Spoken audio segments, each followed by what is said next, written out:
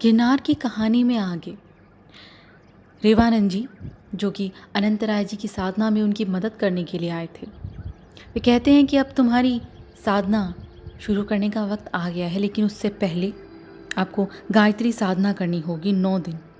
गायत्री साधना आपके मन को साफ कर देती है और साधना की सफलता के लिए मन की एकाग्रता, श्रद्धा और उत्साहपूर्वक भक्तिभाव से भरा हुआ मन होना ज़रूरी है। इस प्रकार से प्रशिक्षित मन सफल होता है, क्योंकि मन तो बंदर जैसा होता है। प्रत्येक पल इधर उधर दौड़ता रहता है, कभी कुविचारों में तल्लीन हो जाता है और मन की भाग दौड़ साधक के चित्त को विचलित कर उसके रास्ते से भटका देती है। गायत्री के महान प्रणेता जो हिमालय पर्वत में निवास करते हैं, उन परम पूज्य सर्वेश्वरानंद जी ने हमें हरिद्वार में साधना के मध्य एक बार उपदेश देते हुए कहा था, जब तक मन को सब प्रकार से सब ओर से खींचकर समस्त बातों को भूलकर एकाग्रता और तन्मयता के साथ भक्ति भावनापूर्वक माता के चरणों में लगा नहीं देते, तब तक हमारे अंदर गायत्री की महान शक्ति को आकर्षित करने की क्षमता और इच्छित उद्देश्य की पूर्ति करने में हमारी सहायता कर सके, ऐसा चुंबकत्व पैदा नहीं हो सकता। तो अनंतराय जी पूछते हैं, परंतु रेवानंद जी, प्रारंभ में साधक की मनोस्थिति या उसका मन अस्थिर होने के बाद भी अगर वो किसी प्रलोभन से या किसी के ज्ञान से या किसी अच्छे संस्कार से साधना करने को प्रेरित हो, तो क्या उसका श्रम निष्फल होगा? तो वो कहते हैं कि नहीं, कोई भी कर्म निष्फल नहीं होता।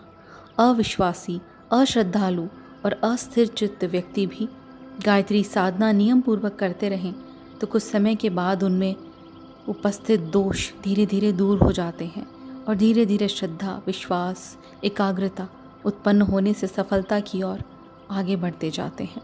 चाहे किसी की मनोभूमि का असंयम और अस्थिरता हो, तो भी उसे साधना में लगातार लगे रहना चाहिए। किसी दिन उसकी खामियां दूर होंगी। श्रद्धा और विश्वास की शक्ति से वासनायुक्त व्यक्ति की संत शिरोमणि बन सकता है। लेकिन हाँ, एक बात याद रखें, संदेह करने से मंत्र का असर खत्म हो जाता है और व्यग्र मन से किया हुआ जप निष्फल हो जाता है।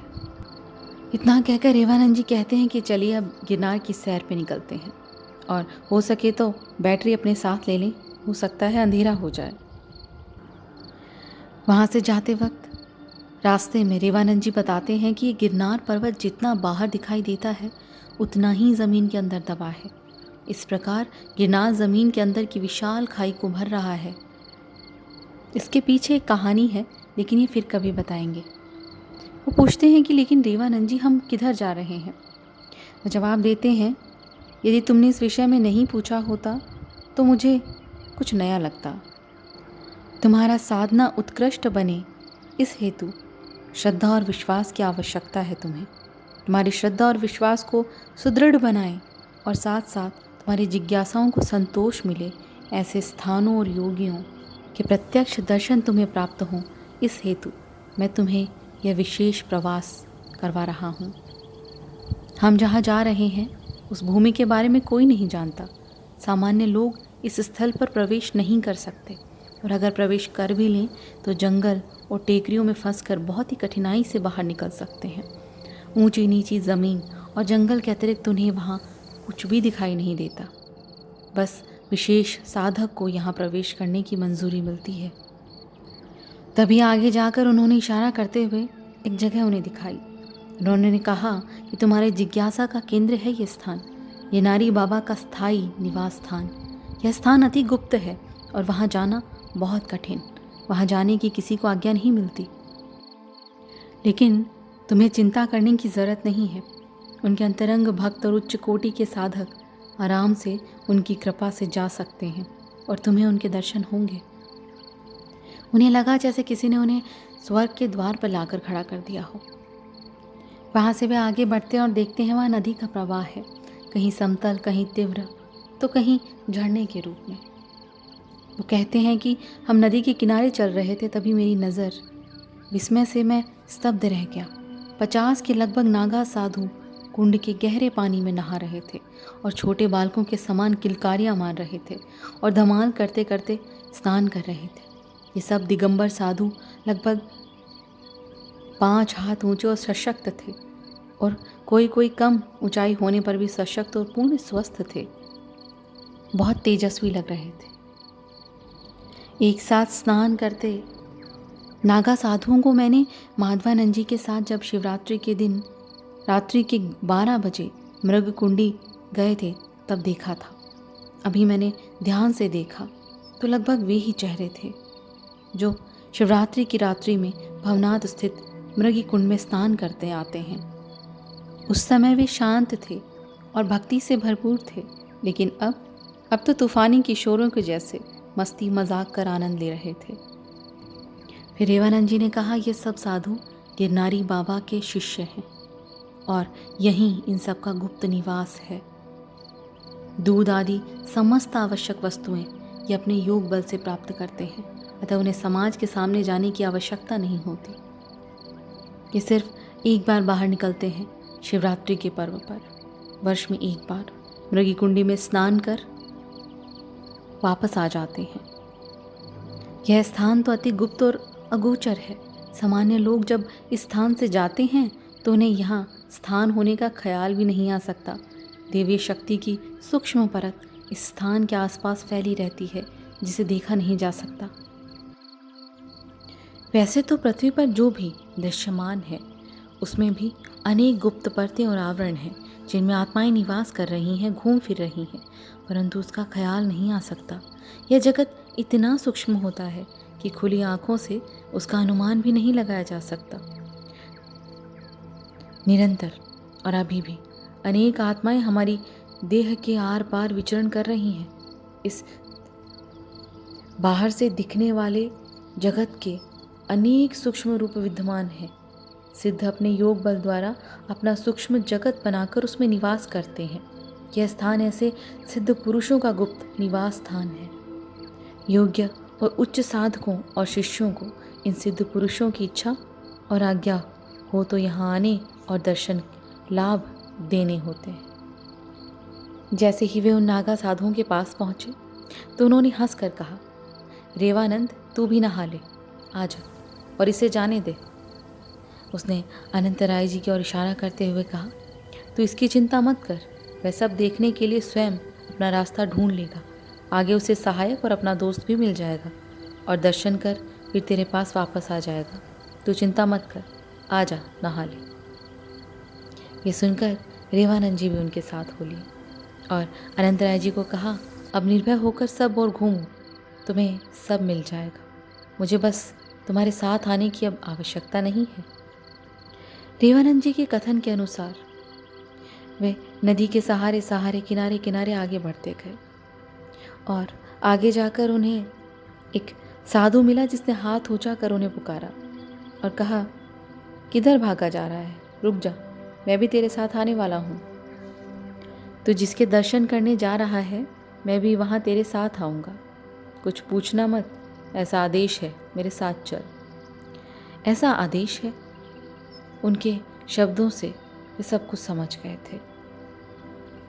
उस साधु ने कहा, मेरा नाम विश्वंभर है, तुम्हारे साथ यमुना नदी में स्नान करने वाला युगों युगों पुराना तुम्हारा दोस्त। वे विस्मय से उस साधु की तरफ देख रहे थे। ये जगह कितनी प्रेम से भरी है, यहाँ बस आनंद ही आनंद है। विषाद का तो कोई स्थान ही नहीं। यह आनंद भूमि है क्योंकि यहाँ दुनिया की कोई अपेक्षाएं नहीं, किसी भी प्रकार की निराशा उदित नहीं होती। जहाँ अपेक्षाएं हैं वहाँ अनेक प्रकार के दुख हैं और यहाँ संतोष है, परंतु किसी को संतोष की भी अपेक्षा नहीं। इस स्थान में यहाँ सभी अपेक्षा रहित है, इसीलिए यह स्थान आनंद भूमि है। तब से परिप्लावित हुई यह पवित्र भूमि है। विश्वंभर के साथ चलते हुए उन्हें बहुत आत्मीयता का एहसास हो रहा था, मानो युगों युगों की पहचान हो। तभी विश्वंभर ने एक और इशारा करते हुए कहा कि उधर मेरा निवास स्थान है और वहीं नदी में मेरे गुरु महाराज समाधि में बैठे हैं। चलो तुम्हें मेरे गुरु के दर्शन करवाता हूँ।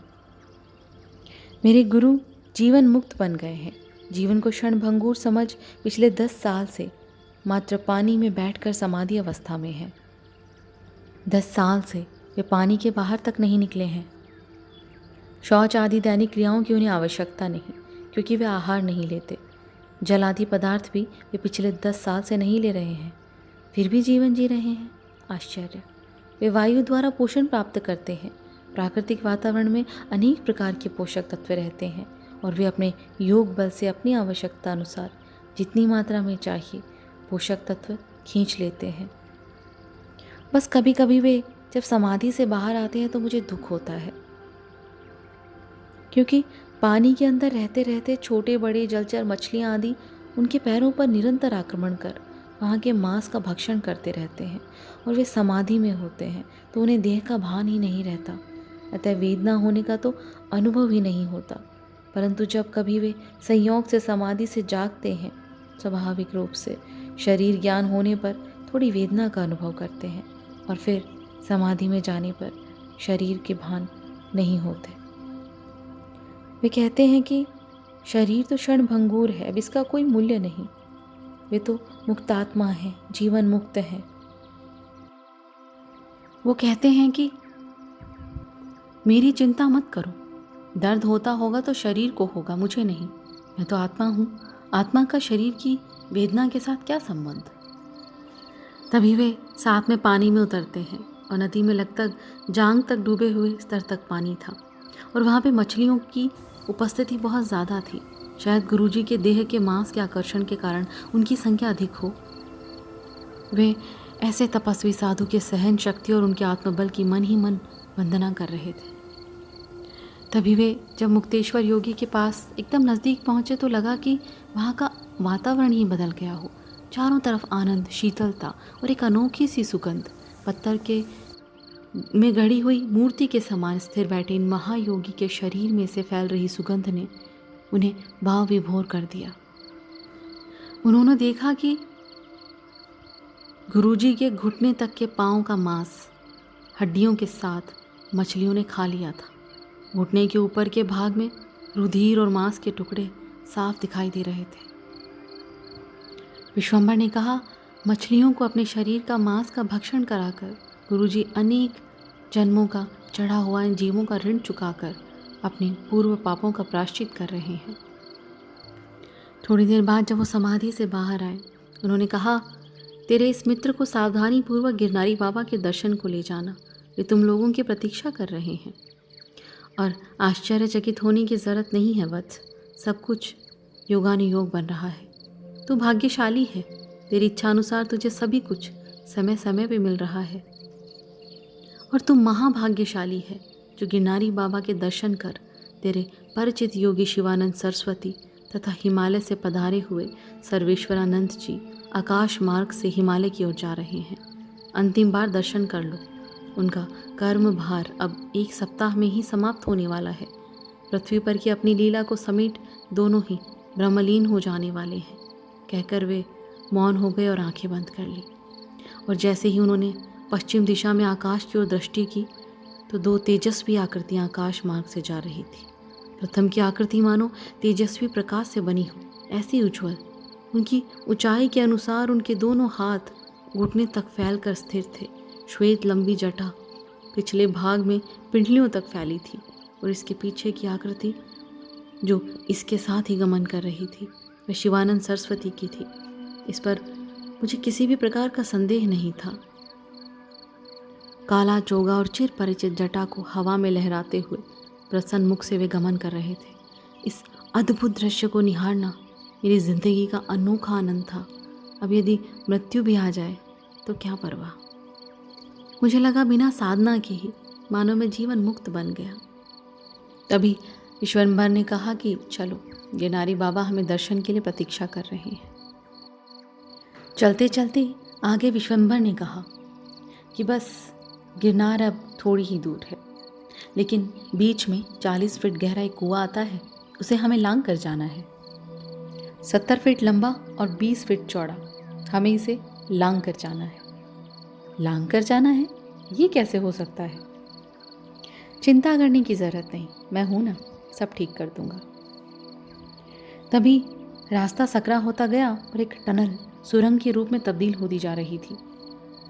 धीमे धीमे मुझे लगा कि हम लोग कोई एक लंबी सुरंग में से जा रहे हैं। आगे चलते हुए विस्मय की कोई सीमा नहीं रही। पैरों के नीचे का रास्ता एकदम सरल, चिकना और मानो स्वर्ण से मढ़ दिया गया हो, ऐसा तेजस्वी और आकर्षक। दोनों ओर की दीवारें और ऊपर की छत मानो सोने के पत्थरों से बनी हो, ऐसा लगता था। आश्चर्य में डूबकर मैं विश्वम्भर के सामने बस देख रहा था। विश्वम्भर ने हंसकर कहा, हम लोग गिरनार पर्वत के अंदर के भाग, ठीक नीचे तल पर चल रहे हैं। इस रहस्यमय मार्ग से सिद्ध, योगीगण और अनेक जन्मों के संचय पुण्य कर्म वाले तपस्वी साधकों को गिरनारी बाबा की कृपा से ही प्रवेश मिलता है और उन्हें गिरनारी बाबा के दर्शन हो सकते हैं। उस वक्त उन्हें रेवानंद जी के शब्द याद आए कि ये गिरनार पर्वत जितना बाहर दिखाई देता है उतना ही ज़मीन के अंदर है और इसके कारण ज़मीन में बनी खाई को भर रहा है। ये गिरनार पर्वत पत्थर का नहीं परंतु पूर्ण रूप से सोने का है, परंतु उसके भौतिक चर्म चक्षु से मनुष्य इसे देख नहीं सकता। गिरनार पर्वत संपूर्ण रूप से सोने का ही है। उस विश्वास का मुझे अब पूर्ण आभास हो गया। दूसरी आश्चर्य की बात यह थी, गिरनार के अंदर बनी प्राकृतिक सुंदर सुरंग बहुत अंदर तक चली गई थी, फिर भी अंधकार की जो अनुभूति होनी चाहिए उसके स्थान पर सिर्फ शीतल प्रकाश फैला था। यह प्रकाश कहाँ से आ रहा था इसका कोई अनुमान नहीं। लगता था कि सोने की दीवारों के पीछे कोई प्रकाशित वस्तु है और उसका प्रकाश दीवारों को चीर कर बाहर सब कुछ प्रकाशित कर रहा है, अथवा सोने की दीवारें स्वयं ही प्रकाशित हैं। ऐसे लग रहा था मानो सोने और हीरे के वातानुकूलित शोरूम में हम घूम रहे हों। लगता था यह स्वर्ग का दृश्य नहीं, स्वयं स्वर्ग ही है। और इतना चलने के बाद भी थकावट का नामो निशान नहीं। तभी आगे चलते हुए विश्वम्भर ने कहा, मित्रानंद सामने देखो, क्या दिखाई दे रहा है? वाह, अति सुंदर। यही अद्भुत सुंदर गहरा कुआं है। जैसा तुमने अनुमान किया है वह तालाब जैसा गहरा कुआं है। हम लोगों को 40 फीट गहरे कुएं में उतरना है। तभी विश्वम्भर को उन्होंने उस कुएं की दूसरी तरफ देखा। वो आश्चर्य थे कि वो उधर इतनी जल्दी कैसे पहुंच गए। तभी विश्वम्भर ने कहा कि पानी के ऊपर से चलते हुए आओ, तुम्हें बस दृढ़ संकल्प रखना है और भरोसा रखना है, तुम ये कर सकते हो। बस हिम्मत से आगे बढ़ो, रुकना नहीं। श्रद्धा और विश्वास के आधार पर ही कार्य में सिद्धि प्राप्त होती है और वही साधक के सिद्धि रूपी सागर तक पहुंचने की नाव है। अनंतराय जी कहते हैं, मैंने पानी की ओर आगे बढ़कर पैर उठाया, बिना किसी झिझक के, श्रद्धा और विश्वास के साथ, और ऐसा लगा जैसे मैं पानी पर चल रहा हूँ। पानी में पैर डूबने के बजाय मुलायम गद्दी पर मैंने अपने पैर रखे हैं और इसके साथ ही दोनों पांव पानी में रख मैं निर्भरता पूर्वक चल रहा था। मेरे पांव मात्र टखने तक पानी में डूबे थे और मैं मानो पानी की बनी मुलायम गद्दी पर चल रहा हूँ। मन ही मन प्रसन्न हो रहा था कि मुझे पानी के ऊपर चलने की सिद्धि मिल गई। लेकिन कैसे, कहाँ से आई ये सिद्धि? और तत्काल उत्तर भी मिला। विश्वम्भर द्वारा बार बार किए गए स्पर्श के कारण शक्तिपात से ही मुझे यह सिद्धि प्राप्त हुई है। और चलते चलते जैसे ही वे कुएं के मध्य में पहुँचे, उन्होंने एकदम नीचे कुएं के पैंधे में 3 कुंडली मार कर बैठा एक सांप देखा और वो डर गए। विश्वम्भर ने कहा, डरने की जरूरत नहीं है, ये महामाया कुंडलिनी शक्ति है। लेकिन ये तो जीवंत प्राणियों के देह में होती है, वह पानी में कैसे हो सकती है? बराबर है मित्र अनंत, परंतु उसमें रहस्य है। तुझे पता है, ये गिरनार पर्वत भी एक महान आत्मा का भौतिक स्वरूप है। उसकी आयु महान सिद्ध भी जानने में समर्थ नहीं है। भौतिक रूप से दिखाई देता गिरनार पर्वत दिव्य चेतना से भरपूर जीवंत स्वरूप में बाहर और अंदर व्याप्त है। जड़ भौतिक स्वरूप में दिखाई देता यह पवित्र पर्वत दिव्य चेतना को धारण किए है। यह पर्वत असंख्य सिद्धों और देवताओं की धड़कती आत्मा है। सिद्धों में भी यह सिद्ध स्वरूप में दिव्य स्वरूप में विद्यमान है, जिनको गिरनारी बाबा कहते हैं। गिरनारी बाबा इस गिरनार पर्वत का साकार स्वरूप है, जड़वंत स्वरूप है, और जड़ पर्वत का जीवंत दिव्य शरीर वही गिरनारी बाबा है। ये जो नीचे देख रहे हो जहाँ पे सर्प बैठा है, ये उनका मूलाधार चक्रा है, जहाँ पर कुंडलिनी होती है। और इसके एकदम ऊंचे इस पर्वत के ऊपर चोटी पे, जहाँ पे माता का मंदिर है, जहाँ लोग दर्शन करने जाते हैं, वो इनका सहस्त्रार चक्र है। इस पवित्र गिरनार की आत्मा दिव्य है। गिरनार यह जड़ और चैतन्य रूप में मूर्ति के समान साक्षात देवी स्वरूप में इस भूमि पर पालथी मारकर शिव स्वरूप में बैठा हुआ है।